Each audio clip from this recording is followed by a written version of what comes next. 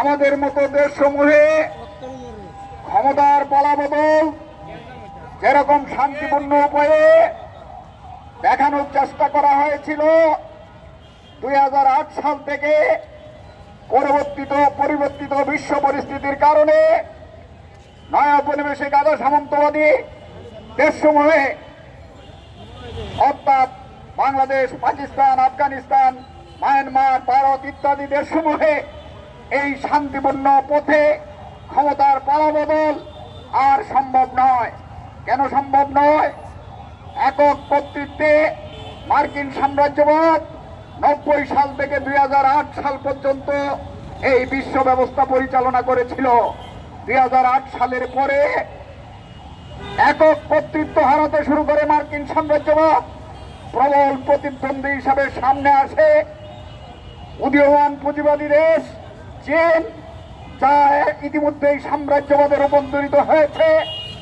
এই চীনেরও বাজার প্রয়োজন। অন্য সাম্রাজ্যবাদীরাও অর্থনৈতিক মন্দার কারণে আগে যে ব্যবস্থায় ছিল সেই ব্যবস্থায় আর অর্থনীতি পরিচালিত করতে পারছিল না। তাই প্রত্যেকেরই নতুন করে বাজার ব্যবস্থা সেটেলমেন্টের দরকার। এই সেটেলমেন্টের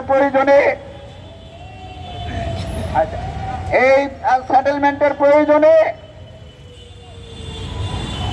সাম্রাজ্যবাদীদের মধ্যে প্রতিযোগিতা শুরু হয়েছে।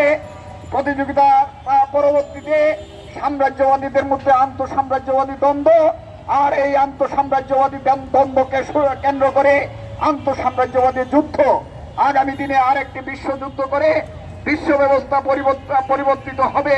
অর্থাৎ প্রথম বিশ্বযুদ্ধে যেরকম ভাগ-বাটোয়ারা হয়েছে ভার্সাই সন্ধির মধ্য দিয়ে, দ্বিতীয় বিশ্বযুদ্ধে ভাগ-বাটোয়ারা হয়েছে 1945 সালে, আবারও আরেকটি বিশ্বযুদ্ধ করে বাজার ভাগ-বাটোয়ারার প্রশ্ন সামনে। আর এই ভাগ-বাটোয়ারাকে কেন্দ্র করে সাম্রাজ্যবাদীরা যখন প্রস্তুতি নিচ্ছে, এই প্রস্তুতির জন্য আজকে সমগ্র বিশ্ব শান্ত, সমগ্র বিশ্ব অস্থিতিশীল। সেই অস্থিতিশীলতার কারণে আমাদের মতো দেশসমূহে সাম্রাজ্যবাদের দালাল শাসক শ্রেণীর ক্ষমতার পালাবদল আর শান্তিপূর্ণ হবে না। যা 8 সালের পরে আমরা দেখলাম 24 সাল পর্যন্ত স্বৈরাচারী শেখ হাসিনা সরকার জোর করে ক্ষমতায় থেকে গেছে। আর তাকে উচ্ছেদ করার জন্য জোর বল প্রয়োগ করতে হয়েছে, বল প্রয়োগ করে ক্ষমতা থেকে উচ্ছেদ করতে হয়েছে। কিন্তু দুঃখের বিষয়, ক্ষমতা থেকে উচ্ছেদ হলেও যারা ক্ষমতায় এসেছেন তারাও সাম্রাজ্যবাদের বিশ্বস্ত দালাল। শেখ হাসিনাও দালাল ছিলেন। যারা ক্ষমতাসীন হয়েছেন তারাও বিশ্বস্ত